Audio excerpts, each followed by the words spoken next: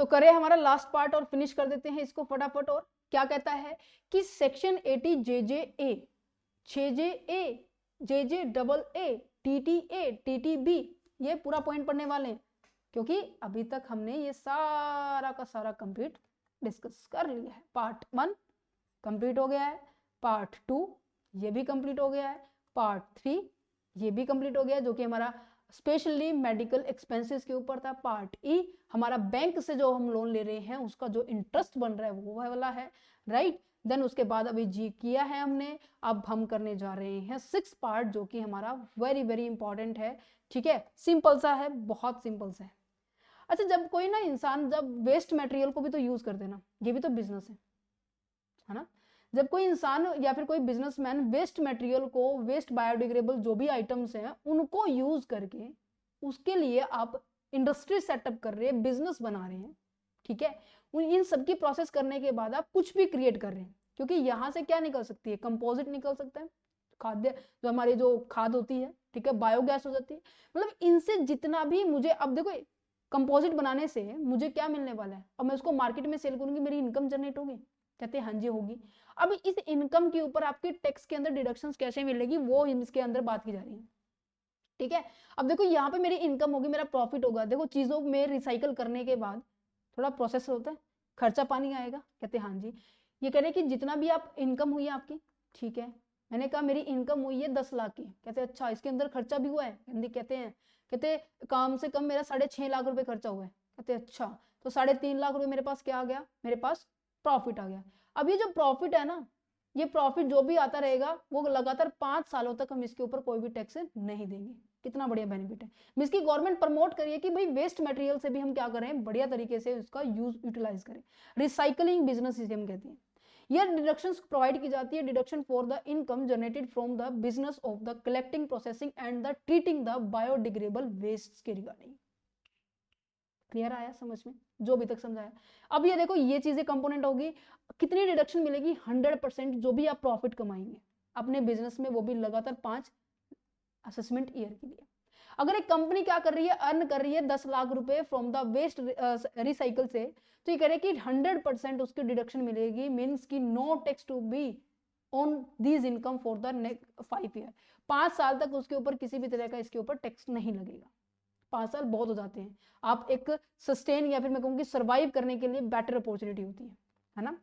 80 JJA क्या कह रहा है, अब अगर आप एक ऐसा बिजनेस है जो मार्केट में बहुत ज्यादा जो लोग मतलब अनएम्प्लॉयड थे ना उनको एम्प्लॉयमेंट दे रहे हैं, तो आपने एम्प्लॉयमेंट जनरेट की, क्या आप एम्प्लॉयमेंट जनरेट कर देंगे? कोई तो बिजनेस आपने किया होगा ना, लोगों को सैलरी भी दे रहे होंगे, है ना। जो भी ये देखो वर्कर्स मेरे पास लाइन कतार में खड़े हैं, ठीक है, मैं इनको अपॉइंट करूंगी तो मेरे को इनको क्या देनी पड़ेगी, सैलरी भी तो देनी पड़ेगी, इनकी रिफ्रेशमेंट का भी तो होने वाला है, इनको मोटिवेट करने के लिए भी तो पैसा लगेगा, है ना। तो मेरा मेन पर्पस क्या था कि मैंने एम्प्लॉयमेंट क्रिएट किया, मैंने जॉब क्रिएट की है, गवर्नमेंट के लिए कितना बढ़िया काम किया तुमने, तो लो तुम्हें हम डिडक्शन देंगे, सेक्शन 80 JJA के डिडक्शन देंगे। ओके, तो कहने का मतलब क्या है, एलिजिबिलिटी क्या है, कंपनी हुई चाहे LLP हुई या फर्म हुई, अगर इस बिजनेस में है, अंगेज का मतलब अगर इस बिजनेस में है, ठीक है, और नई एम्प्लॉयमेंट वो क्या कर रहा है, वर्कफोर्स में ला रहा है, तो employ should have a monthly salary, उनको कितनी होनी चाहिए, कम से कम 25,000 या उससे कम होनी चाहिए, उससे ज्यादा नहीं होनी चाहिए। तो क्या होने वाला है, आपको जितनी सैलरी आप उसको दे रहे हो ना, तो 30% उसकी डिडक्शन मिलने वाली है, वो भी 3 साल तक। समझ में आया? चलो एग्जांपल देखते हैं ना क्या कह रहा है कि अगर एक कंपनी के अंदर मान लीजिए मैंने क्या किया, 10 नए एम्प्लॉय लेके आई हूं मैं, ठीक है, और उन सबकी सैलरी क्या है, 20,000 रुपए per month per month per month. अब मेरे पास 10 एम्प्लॉय हैं, हर एक को महीने में मैं 20,000 रुपए दे रही हूँ, तो कितने हो गए, 2 लाख रुपए मेरा महीना का खर्चा है। अगर मैं मेरा पूरे साल का खर्चा देखूं तो कहते हैं 24 लाख रुपए हो गया। अब ये 24 लाख का मैं क्या करूं, 30% मुझे निकालना पड़ेगा, यही तो था। एडिशनल जो एम्प्लॉय आ रहे हैं आपकी कंपनी के अंदर, उनकी सैलरी का मैं क्या करूं, 3 इयर्स तक उसका 30% मुझे डिडक्शन मिलती रहेगी। तो मैं जब इसका 30% करूंगी तो मेरे पास क्या निकल के आएगा, 7,20,000 में जो डिडक्शन मिल जाएंगे लगातार 3 सालों के लिए। समझ में आ रहा है? मतलब सिंपल सा था। पहले में क्या था कि आप बायो मतलब जो जितनी भी वेस्ट मटेरियल है उनको रिसाइकल करके उनका यूज ला रहे हो, उनसे प्रॉफिट जनरेट कर रहे हो, कंपनी ने कहा, सॉरी गवर्नमेंट ने कहा 5 साल की आपको बढ़िया तरीके से हम आपको सर्विस देंगे, वेस्ट रिसाइकल किया आपने तो ATJJA ले लीजिए, ठीक है। और ATJJAA क्या कह रहा है कि भाई आपने एम्प्लॉयमेंट जनरेट की है तो इसका 30% जो भी आपकी एडिशनल जो एम्प्लॉय आने से जो कॉस्ट आ रही है ना उसको 3 साल तक हम देंगे, यहाँ पे 5 साल है, ठीक है। पर जरूरी है कि सैलरी क्या होनी चाहिए, 25,000 से कम होनी चाहिए, ये सैलरी आपकी कम होनी चाहिए। गॉट इट, समझ में आ रहा है? ओके, नेक्स्ट आ जाता है डिडक्शन अंडर सेक्शन 80 TTA और TTB। TTA TTB क्या कह रहा है कि देखो गवर्नमेंट कहती है ना कि अपनी जो सेविंग है उस सेविंग को बच्चों आप अपने पास रखेंगे तो क्या उसके 10 लाख से 1 लाख 10 लाख और बढ़ेंगे। मिस मैं कहूँ कि अगर आपके पास 100 रुपए है आप अपने पास ही रखो, 3 साल हो गए 4 साल हो गए, क्या वो 100 रुपए से 110 रुपए बनेंगे? नहीं बनेंगे। तो गवर्नमेंट कहती है जो आपने सेविंग किया है ना उसको भाई इन्वेस्ट कर दो, दैट मीन्स उसको बैंक में डिपॉजिट कर दो, क्योंकि बैंक उसके बदले में तुम्हें क्या देगा, इंटरेस्ट देगा। या फिर आप अपने पोस्ट ऑफिस में डिपॉजिट कर दो तो पोस्ट ऑफिस भी क्या देगा, इंटरेस्ट देगा। अच्छा मैम, अगर मैंने 1 लाख रुपए इंटरेस्ट में इन्वेस्टमेंट कर दिया मुझे वापस मिले तो मेरे को कितना मिलेगा? कहते 10% मिलेगा।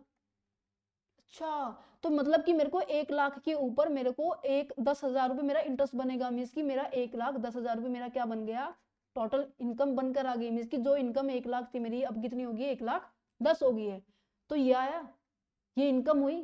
तो आपको प्रमोट करने के लिए 2 पॉइंट्स हैं। एक तो आप क्या कर रहे हैं, यंगस्टर्स को कर रहे हैं जिनकी उम्र क्या है, यंगस्टर कहूँ या फिर मैं कहूँ कि नॉर्मल एज को बात की जा रही है, जिनकी उम्र क्या है 60 साल से कम है, सॉरी 60 साल से कम है, ठीक है। और जिनकी उम्र 60 साल से अबोव है, अबोव, क्योंकि दोनों के लिए अलग अलग क्राइटेरिया। अगर कोई इंसान जिसकी उम्र 60 साल से कम है वो इन्वेस्टमेंट करता है और उसको बैंक से इंटरेस्ट आता है तो गवर्नमेंट कहती है भाई इंटरेस्ट के ऊपर डिडक्शन मिलेगी। कहते हैं वाह जी वाह, कर दो सारा पैसा। अरे सुनो तो सही पूरा, सारे इंटरेस्ट के ऊपर नहीं मिलेगी, आपको तो भाई 10,000 के ऊपर मिलेगी और आपको 50,000 के ऊपर मिलेगी। कहते ये क्या बात है भाई, केवल 10,000 रुपये मुझे मिलेंगे? कहते हाँ जी। सीनियर सिटीजन को ज्यादा मिलेंगे क्योंकि कहते हैं ना कि बुढ़ापे में ज्यादा पैसों की जरूरत होती है और जितना ज्यादा ये पैसे भी इन्वेस्ट करने के लिए मोटिवेट होंगे। तो यहाँ पे ये आपकी प्रिंसिपल, ये आपकी एज का क्राइटेरिया है जिसके बेसिस पे आपको मिलेगी सेक्शन TTA की डिडक्शन और इनको मिलेगी सेक्शन TTB की डिडक्शन। ओके, समझ में आ गया? तो चलो रिवाइज करते हैं। ये अप्लाई होती है इंडिविजुअल के ऊपर, HUF के ऊपर, फैमिली के ऊपर, बट जहां पर केवल सेविंग अकाउंट होना चाहिए। TTA में सेविंग अकाउंट है बट यहाँ पे TTB में सेविंग अकाउंट भी हो सकता है, FD भी हो सकता है, बट यहाँ पे FD अलाउड नहीं है बेटा इसमें, ठीक है। कोई सी भी बैंक में हो सकता है, जरूरी नहीं है कि यही बैंक है, any bank, right. Max amount की डिडक्शन कितनी मिलेगी, 10,000 रुपए per month on the interest income के ऊपर, ठीक है। If the interest earn is less than the 10,000, अगर आपने इंटरेस्ट एक क्राइटेरिया लेके चलते हैं हम कि आपका इंटरेस्ट कितना बना है, फॉर एग्जाम्पल 7,000 बना है, एक इंटरेस्ट मान लीजिए आपका 14,000 रुपये बना है, तो मैक्सिमम आपको इतनी मिलेगी। अगर इससे कम किया है तो आपको ये वाली डिडक्शन मिलेगी। ये नहीं कहोगे कि नहीं नहीं 10,000 की बोली थी 10,000 माइनस करने के लिए बोलो, अरे नहीं ऐसा नहीं होगा। मिनिमम आपको आपकी जितनी बन रही है मैक्सिमम बट 10,000, यहाँ पे आपको 10,000 की डिडक्शन मिलेगी, बाकी 4,000 के अमाउंट के ऊपर आपका टैक्स लग जाएगा। Got it? तो यहाँ पे मिस्टर ए है मिस्टर बी है, दोनों का एग्जाम्पल मैंने आपको भी समझा दिया, ठीक है।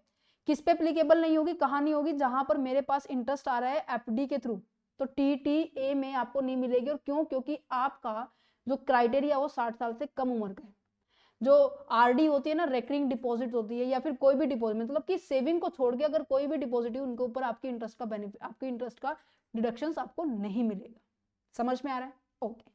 TTB किसके लिए? Specially for the senior citizen के लिए। अरे कितने खुश नजर है कि ये कह रहे हैं भाई हमें 50,000 रुपए डिडक्शन मिलेंगे, इंटरेस्ट मिल गया तो इसलिए ज्यादा खुश हो रही है ना। तो यहाँ पर सीनियर सिटीजन है और इनकी इंटरेस्ट की इनकम किसी से भी आ सकती है, ठीक है। FD से, RD से, सेविंग से, कहीं से भी। मैक्सिमम अमाउंट कितना हो सकता है? 50,000 हो सकता है। अगर आपकी 50,000 से कम की इनकम आई है तो आपको उतने का ही इंटरेस्ट मिलेगा, तो डिडक्शन मिलेगी, सॉरी। और ज्यादा है तो आपको मैक्सिमम 50,000 रुपए की ही डिडक्शन मिलेगी, ठीक है। तो इसको समअप कर देते हैं। क्या कहता है कि अगर आपका TTA है तो इंडिविजुअल कौन? जिसकी 60 से कम उम्र है। TTB है तो सीनियर सिटीजन जिसकी उम्र 60 से ज्यादा है। और यहाँ पे डिडक्शन की अमाउंट 10,000 पे मिलेगी और यहाँ पे डिडक्शन की अमाउंट 50,000 से मिलेगी। ओनली सेविंग अकाउंट, यहाँ पे FD, RD and post office deposit. Got it. तो यहाँ पर हो जाता है बच्चों आपका पूरा फिनिश। दोबारा से एक रिकॉल कर दे जल्दी जल्दी फटाफट, क्या क्या चीजें हमने डिस्कस की थी। 80C के अंदर हमने 3-4 बातों का ध्यान रखना था कि इसके अंदर मैक्सिमम मेरे को कितनी मिलनी है, 1.5 लाख रुपए की डिडक्शन मिलेगी, ठीक है, इंडिविजुअल और HUF को मिलने वाली है। और PPF के अंदर जैसे इसमें FD के अंदर मैंने डिपॉजिट किया तो 5 साल मेरा लॉक इन पीरियड रहने वाला है, और PPF के अंदर मेरा 15 साल लॉक इन पीरियड रहने वाला है। और दूसरा मेरे पास क्या था कि इक्विटी लिंक्ड जो स्कीम है वहां पर मेरे पास मेरा 3 साल का लॉक इन पीरियड रहने वाला है। इसमें 3-4 बातें थी, ठीक है। डिडक्शन के बारे में बात की जाए तो ये सारे की सारी मेडिकल ट्रीटमेंट्स के बारे में था, मेडिकल जितने भी एक्सपेंसेस आ रहे हैं। डी किसके बारे में बात कर रहा है कि आपने हेल्थ एजुकेशन किया है। डी किसके बारे में था कि जो आपका डिपेंडेंट डिसेबल है, मींस की जो आपके ऊपर निर्भर है ना, वो आप नहीं, जो टैक्स पे कर रहा है वो नहीं, जो आपके ऊपर निर्भर है, आपको उसके रिगार्डिंग कोई खर्चा आ रहा है। तो यहाँ पे डिसेबिलिटी की जो परसेंटेज थी ना वहां पे देखा जा रहा था, यहाँ पे एज का क्राइटेरिया देखा गया था। और DDB किसमें था, यहाँ पे भी एज का क्राइटेरिया देखा गया था, जिसमें बोला था दमदार बीमारियां, या फिर मैं कहूँ कि डॉक्टर के पास गए, दवाइयां ली और उसके बाद आपका नया जीवन आ गया है, बर्थ हो गया है। किसी भी ट्रिक से याद कर सकते हो। देन उसके बाद हमने बात की थी 80E के बारे में। 80E क्या था कि आप बैंक से, ई में इन सारे के सारे सेक्शंस में ना आप बैंक से क्या लेंगे, लोन लेंगे, बैंक से लोन लिया, बैंक वाले इंटरेस्ट चार्ज करेंगे तो आपको इस इंटरेस्ट की डिडक्शन मिलेगी। बट इंडस्ट्री डिडक्शंस के रिगार्डिंग आपको क्राइटेरिया बताया गया था कि अगर आप ई से क्या था, एजुकेशन के लिए आप लोन ले रहे, एजुकेशन किसी की भी हो सकती है, यहाँ पे कोई स्पेसिफाइड मैटर नहीं किया गया था कि आपकी एजुकेशन इससे होगी। ई में क्या था कि आप होम लोन ले रहे हैं, अगर आप फर्स्ट टाइम अपना घर लोन पे ले रहे बना रहे हैं, या फिर मैं कहूँगी फर्स्ट टाइम आप घर खरीद रहे हैं, ठीक है, आपका उस टाइम कोई भी अपना खुद का घर नहीं है, तो उसमें इंटरेस्ट का बेनिफिट मिलता था। ये एक आपका एक्स्ट्रा बेनिफिट है, क्योंकि आपको यहाँ पे 24B की भी बेनिफिट मिलती है। EEB किसके लिए था, जब मैं कोई इलेक्ट्रॉनिक व्हीकल्स को मैं बाय कर रही हूँ तो मुझे वहां पे डिडक्शंस मिलती है। नेक्स्ट जाता है 80G, जो कि मेरा किस लिए था, डोनेशन के लिए था। डोनेशन के अंदर अगर बात की जाए तो यहाँ पर डोनेशन मैंने क्या था, चैरिटी पर्पज के लिए था। जीजी मेरा यहाँ पर ये बस अलग था कि मेरा यहाँ पर रेंट आ गया था, कि मेरे को मैं रेंट किराए पर रह रही हूँ। और किराए पे क्यों रह रही हूँ, क्योंकि मुझे HRA नहीं मिल रहा, HRA नहीं मिलता उस टाइम हमें GGA की डिडक्शन मिलती है।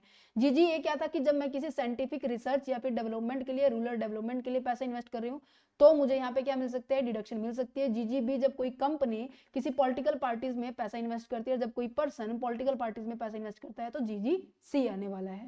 देन उसके बाद आ जाते हैं, ये अभी हमने किया ही है, JJA, ठीक है, इसमें आ जाता है JJA क्या था, जब मैं वेस्ट मटेरियल को यूज कर रही हूँ। JJA किसके लिए था, जब मैं क्या कर रही हूँ, एम्प्लॉयमेंट जनरेट कर रही हूँ। और TTA क्या था, जब कोई 60 ईयर से कम उम्र के जो व्यक्ति हैं उनको इंटरेस्ट मिल रहा है। वो इंटरेस्ट की अमाउंट कितनी थी, 10,000 रुपीज थी। और TTB वो हमारे पास था 60 साल से ऊपर की, अबोव के बारे में बात की जाए, और उनको 50,000 की डिडक्शन मिलती थी। क्लियर है, तो हो गया बेटा चैप्टर कंप्लीट। कैसा लगा चैप्टर, जल्दी से मुझे बताइए फटाफट। क्लियर, समझ में आया। अगर आपको इस चैप्टर की PDF लेनी है तो PDF आपको टीम के साथ कांटेक्ट करना पड़ेगा, वो आपसे एक लिटिल अमाउंट चार्ज करेंगे, आप इसकी PDF कंप्लीटली एक्सेस कर सकते हैं। और पार्ट के अकॉर्डिंग लेना चाहते हैं तो पार्ट के अकॉर्डिंग जैसे जैसे वीडियोज आई हैं वैसे भी आप ले सकते हैं। और अगर कोई नॉर्मल या फिर मैं कहूँ कि सब्जेक्ट्स के रिगार्डिंग डाउट्स है तो आप हमें कमेंट सेक्शन में कर सकते हैं, क्योंकि काफ़ी बार ऐसा होता है कि बच्चे व्हाट्सएप पे कांटेक्ट करने स्टार्ट कर देते हैं, जो कि मैं कहूँ कि आपका बहुत ज़्यादा टाइम वेस्ट हो जाएगा। और इवन मैं कहूँ कि बाकी बच्चों के लिए भी बहुत ज़्यादा हेल्प हो जाती है जब आप कमेंट सेक्शन में करते हैं, क्योंकि क्या पता आपका डाउट बाकी अदर बच्चों का भी हो। ठीक है, समझ में आ रहा है। So thank you for watching this video, have a nice day and all the very best for your exam. और हाँ, डेली सुबह नहीं कहूँगी, शाम को डेली हमारी 7 बजे क्लासेस आएगी डेली इनकम टैक्स की, क्योंकि 2 बजे हमारी कॉर्पोरेट टैक्स आती है और 7 बजे हमारी इनकम टैक्स है, और सुबह 10 बजे हमारी कंपनी लॉ का सिलेबस कर रहे हैं। ठीक है, मैनेजमेंट अकाउंट भी स्टार्ट करने वाले हैं, सुबह शायद हम 7 या 8 बजे हम उसका लेक्चर लेंगे। ठीक है, so thank you for watching this video once again.